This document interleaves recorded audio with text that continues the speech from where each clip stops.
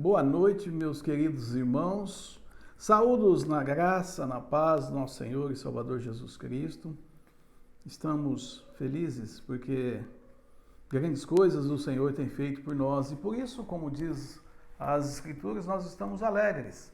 Alegres porque nós podemos louvar e glorificar ao nosso Rei e Senhor Jesus Cristo. Alegres porque, apesar desta pandemia, Deus tem guardado e protegido a todos nós. Alegres porque nós temos saúde, alegres porque nós temos o ar para respirar e principalmente alegres porque nós somos salvos no nosso Senhor e Salvador Jesus Cristo. E com esta mesma alegria, meus queridos irmãos, nós vamos continuar a nossa vida tocando os projetos.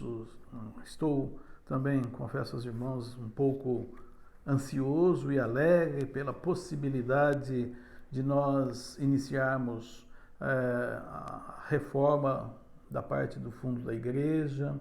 Isso nos traz uma motivação e também nos traz algumas preocupações e principalmente faz com que nós venhamos a entender qual é o propósito de Deus. Meus irmãos, falando em propósito de Deus, muitas vezes nós perguntamos também em relação ao que é o homem. No Salmo 8, os versículos de 1 a 9, o salmista ele faz algumas indagações, em especial essa indagação, o que é o homem? Vamos ler o texto e depois nós vamos discorrendo sobre esta questão. Ó Senhor, Senhor nosso, quão admirável é o teu nome em toda a terra, pois puseste a tua glória sobre os céus. Da boca das crianças e dos que mamam te suscitaste força por causa dos teus adversários para fazer escalar o inimigo e vingativo. Quando vejo os teus céus, obra dos teus dedos, a lua e as estrelas que preparaste, que é o homem mortal para que te lembres dele? E o filho do homem para que o visites? Contudo, pouco menor o fizeste do que os anjos, e de glória e de honra o coroaste.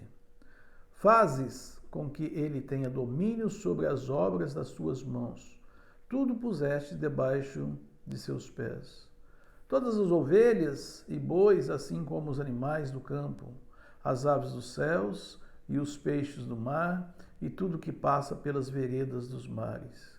Ó Senhor, Senhor nosso, quão admirável é o teu nome sobre toda a terra.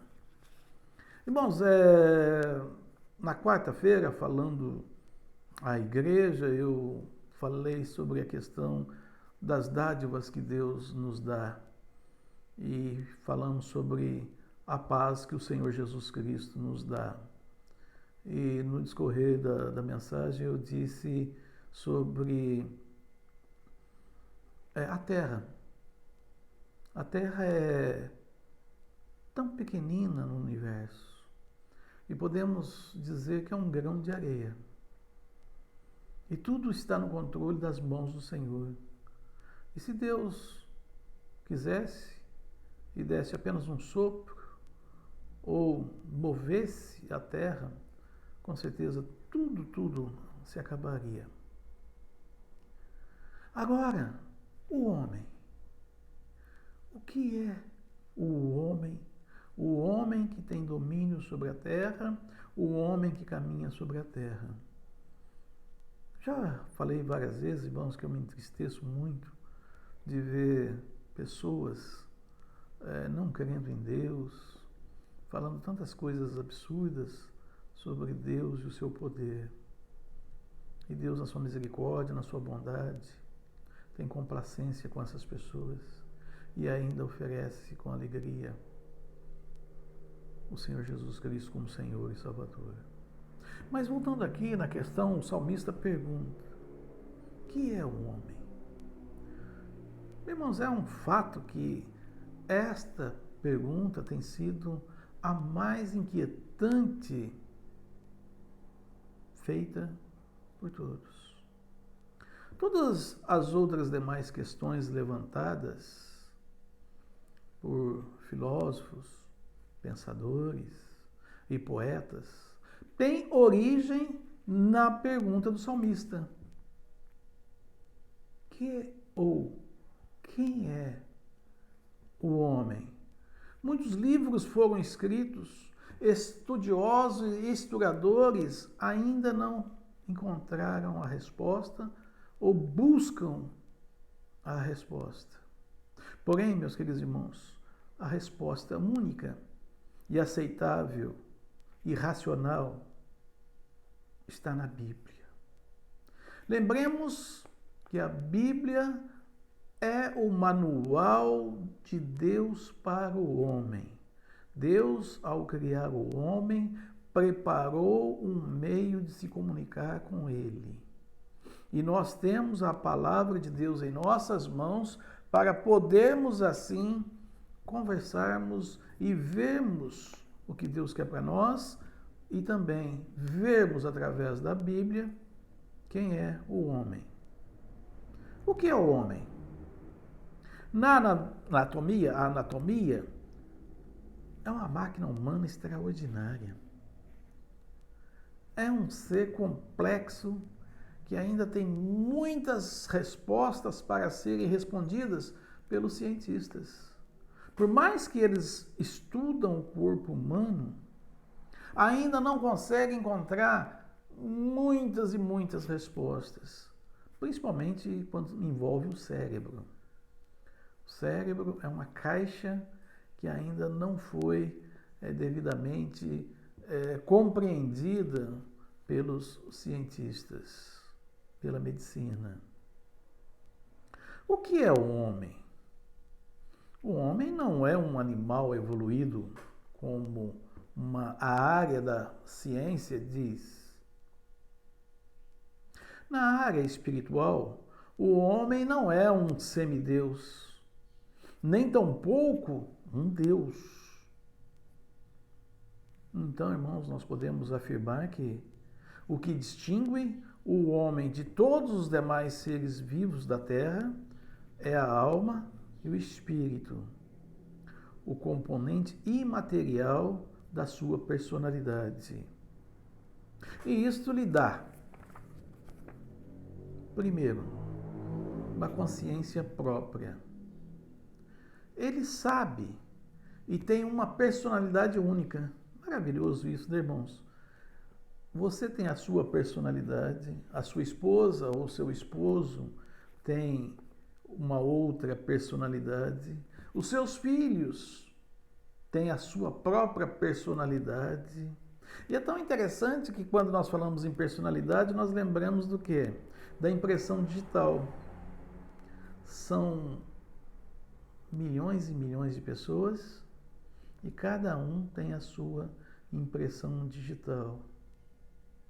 E se pensarmos na íris dos olhos, cada um tem a sua própria íris, uma diferente da outra. Maravilhoso isso, né? Vontade própria. O homem é livre. Ele é livre para tomar decisões.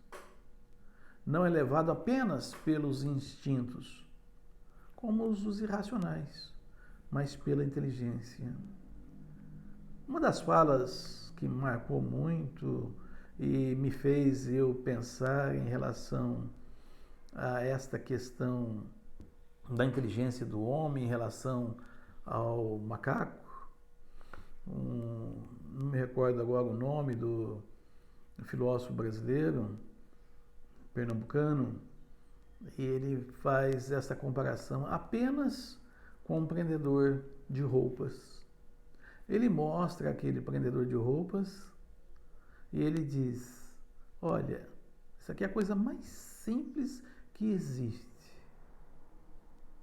Mas dê um prendedor de roupas ao macaco e vê com o que ele faz com aquilo.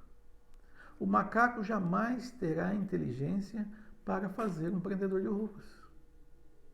Portanto, nós vemos a inteligência do homem é descomunal.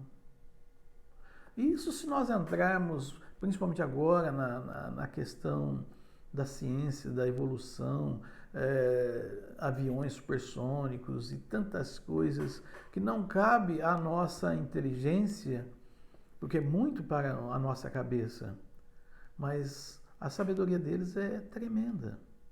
E quem deu essa sabedoria? Aos homens. Imortalidade, outro fator. Consciência do transcendente, ou seja, a percepção de que há uma realidade além túmulo. Deus, ao criar o homem, quis estabelecer com ele uma comunhão de amor. Irmãos, eu gostaria de uma oportunidade fazer uma mensagem, uma meditação, falando exclusivamente sobre o amor de Deus. Não tem como medir, não tem como nós compreendermos. É interessante que o príncipe deste mundo, sabedor do amor de Deus, ele faz de tudo para denegrir este amor, para que os homens não recebam ao Senhor Jesus Cristo em suas vidas. É triste, meus irmãos, sabermos e vermos que a humanidade, e principalmente quando dizem amor, o amor deles é mesquinho, o amor deles é tirando proveito do próximo, o amor deles é no sentido sexual. Não há o amor ágape, o amor que Deus demonstra a nós. E este amor, como nós encontramos em 1 João 4:8, é demonstrado no seu Filho Jesus Cristo. Porque Deus criou o homem como um ser livre, para decidir livremente em todas as coisas que lhe cercam. Mas o homem, mesmo sendo livre, se ele não compreender o amor de Deus, ele está eternamente perdido. A escolha humana é o inferno. Não a escolha humana, porque na verdade todos, a partir do momento que nascem, já estão caminhando para o inferno. O seu final é o inferno. E o amor de Deus é exatamente o quê? Tirar o homem do caminho da perdição. Mas infelizmente a humanidade não compreende. E pior, o homem, usando o livre-arbítrio, o qual ele recebeu de Deus, levou-o a pecado, desobedeceu a Deus e veio sobre toda a humanidade, já que os nossos pais, Adão e Eva, desobedeceram, toda a raça humana está em desgraça, separação do homem e Deus. O pecado e as suas consequências. O pecado que teve origem no Jardim do Éden, através dos nossos pais, Adão e Eva, é como um vírus letal. Contaminou toda a humanidade. Irmãos, isso nós estamos entendendo bem. Vejamos agora, nos nossos dias, sobre a pandemia, sobre esse Covid-19, e nós ouvimos o quê? Nós ouvimos que, querendo ou não querendo, todos vão pegar o Covid. Uns não demonstram, uns não têm, não demonstra o que pegou, tem um mal-estar passageiro e rápido, e outros ficam ruins e outros chegam a morrer. Mas a verdade é que esse vírus vai contaminar todos. É como o vírus do pecado. A partir do momento que nasce, já nasce com a natureza pecaminosa. Este vírus contaminou toda a humanidade. E a pergunta, há esperança para o homem? Já que nós perguntamos o que é o homem, e nós olharmos o homem, compararmos o homem com a natureza, compararmos o homem com Deus, não é nem possível compararmos o homem com Deus, mas Deus se revela a nós para que nós possamos buscá-lo e adorá-lo. E agora a questão, há esperança para o homem? Sim, há esperança. A queda do homem não surpreendeu o Criador, nem o derrotou. Deus antecipadamente proveu o meio de resgatar o pecador perdido, através do seu Filho. Em 1 Pedro, nós já lemos lá que diz que antes da fundação do mundo, Jesus já estava preparado para vir e morrer no nosso lugar. Deus, antes da fundação do mundo, já nos deu o meio de livramento.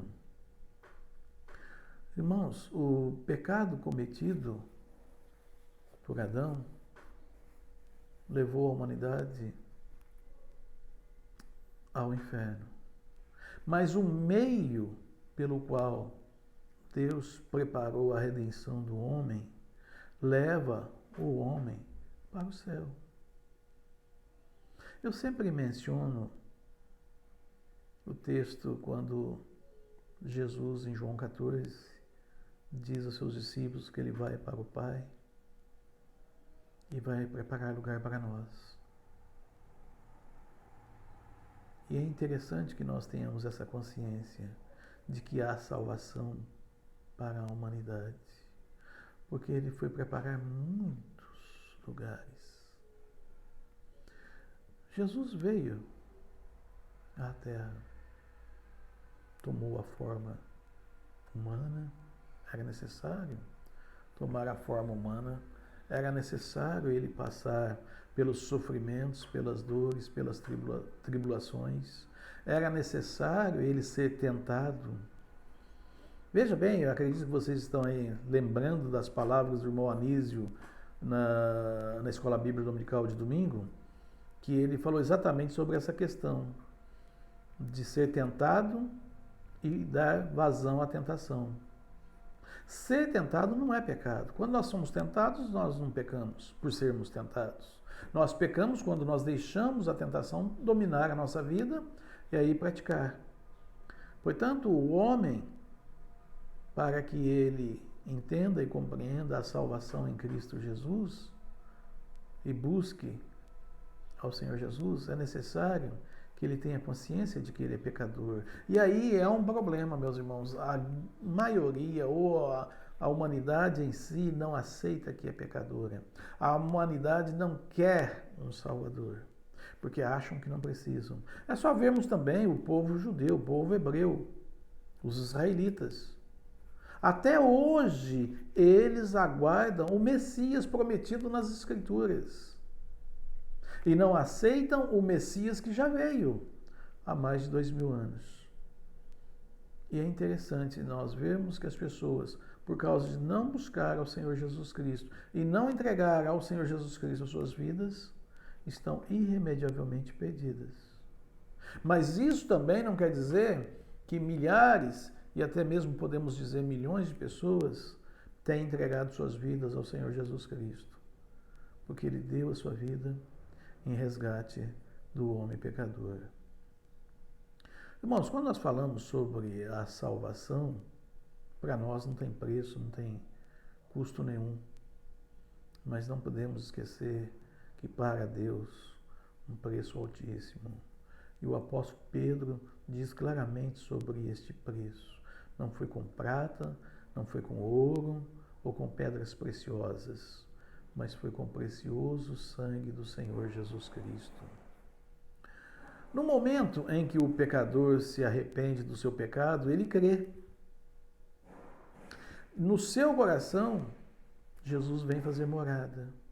E ele reconhece que Jesus morreu na cruz no seu lugar. Ele aceita o sangue de Jesus Cristo, que o torna salvo.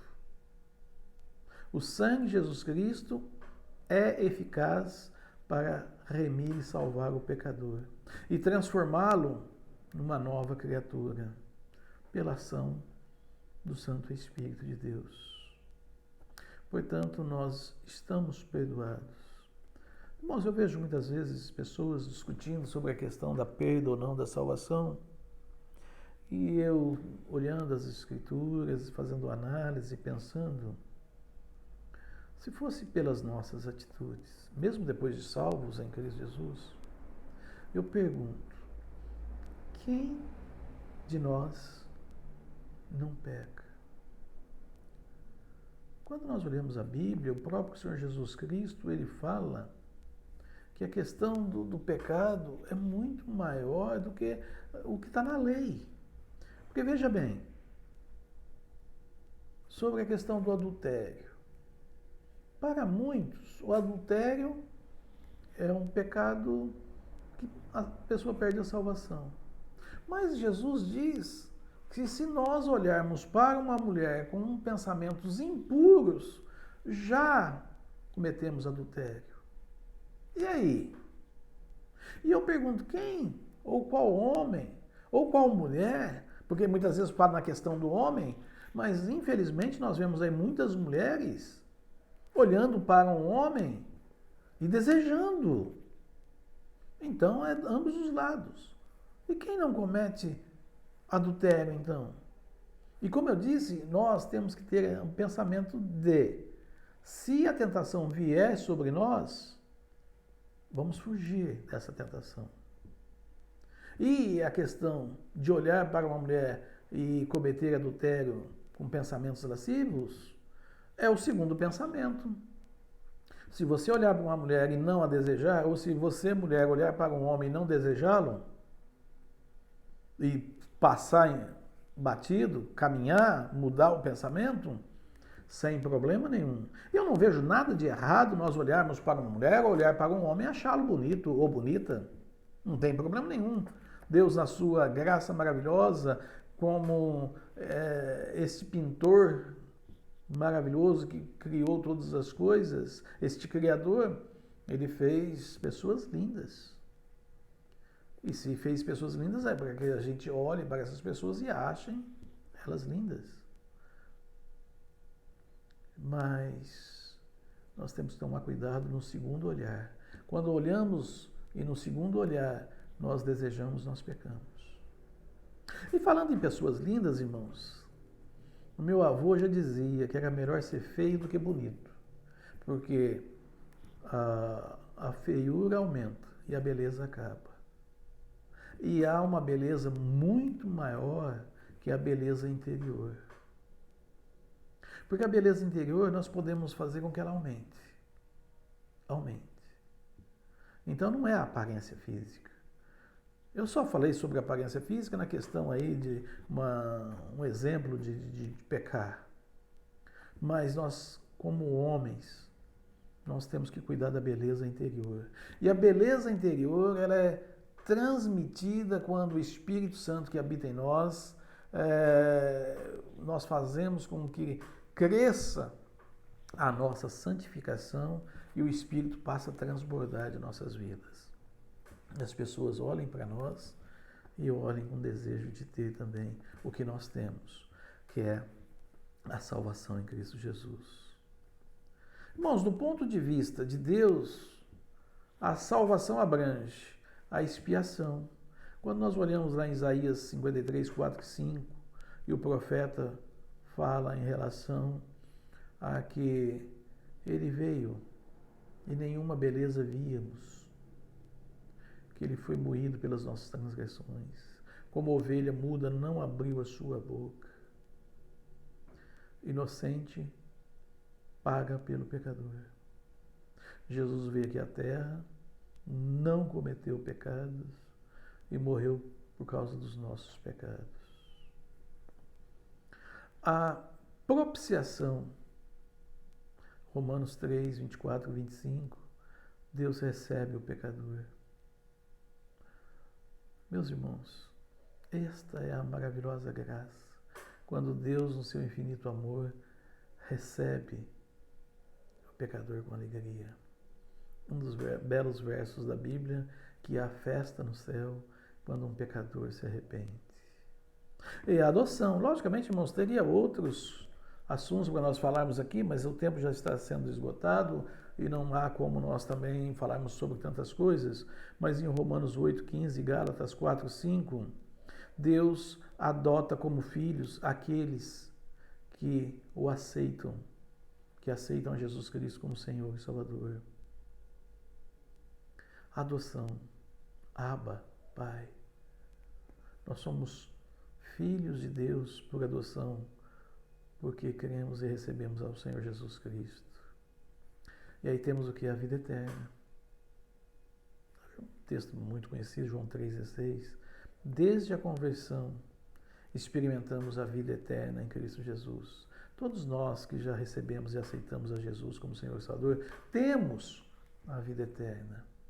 E que, irmãos, não perdemos a salvação. A salvação era dada pelo Senhor Jesus Cristo para todo aquele que não a tem. Quem não tem salvação, busca e Jesus a dá. Ele é salvo. A partir do momento que ele recebeu de Jesus a salvação, Jesus não vem tirá-lo da mão dele. Acho interessante muitos grupos religiosos aí dizerem, falarem que se você fizer isso, se você fizer aquilo, você perdeu a salvação. Mas quem deu foi o Senhor Jesus Cristo. Ou ele não sabia da nossa condição pecaminosa e de que, mesmo salvos, lavados e regenerados pelo sangue do Senhor Jesus Cristo, continuamos ainda em pecado. Porque muitas vezes pecamos. Não devíamos, mas muitas vezes continuamos a prática do pecado. E aí o que? Na santificação. É um processo árduo. Santificação, sim, é você deixar as práticas pecaminosas. Uma vez eu falando com uma pessoa, ele diz, pastor, quando eu deixar de fumar, eu vou aceitar Jesus Cristo. Mas não é isso que Jesus diz. Venha como está. Venha como está. E depois o Espírito Santo, a santificação, vai transformando e fazendo com que nós sejamos pessoas trabalhadas por Deus.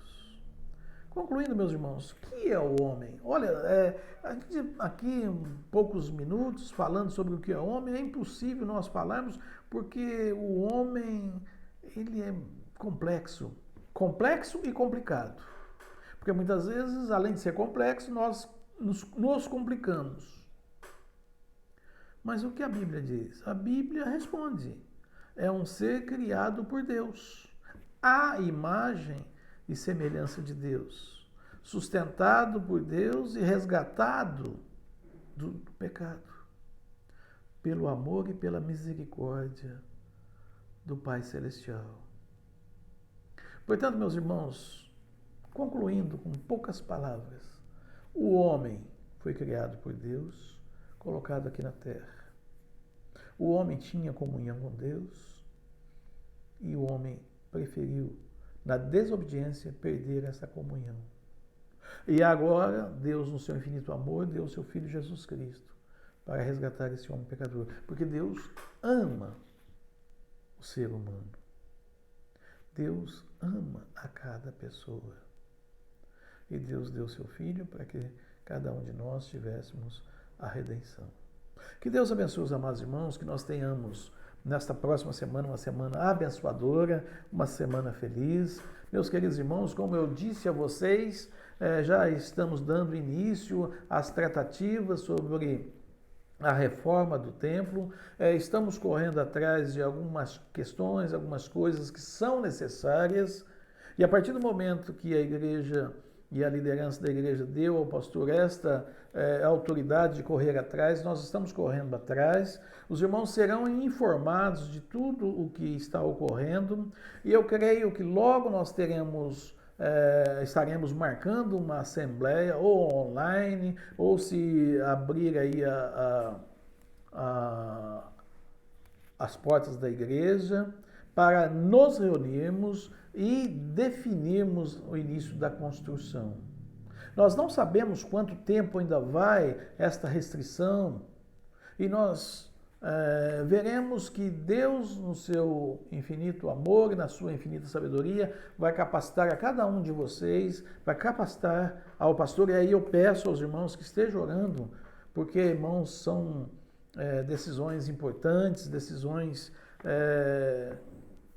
sérias, que nós não podemos fazer de qualquer maneira, de qualquer jeito, de maneira nenhuma. Nós vamos seguir todos os preceitos judiciais, legais, nós não vamos fazer nada de qualquer jeito, mas preciso das orações dos irmãos para estar à frente disso. Nós já demos o primeiro passo e agora não tem como voltar. Assim que nós tivermos todas as informações, vou estar passando à igreja, quero que a igreja também nos ajude, que nos traga informações e que nós possamos, irmãos, ver essa etapa que vocês tanto desejam, de ter um salão social bem arrumado, termos salas para as nossas crianças, termos banheiros decentes na igreja. E isso é feito com fé. Isso é feito também com dedicação e com amor. Deus abençoe os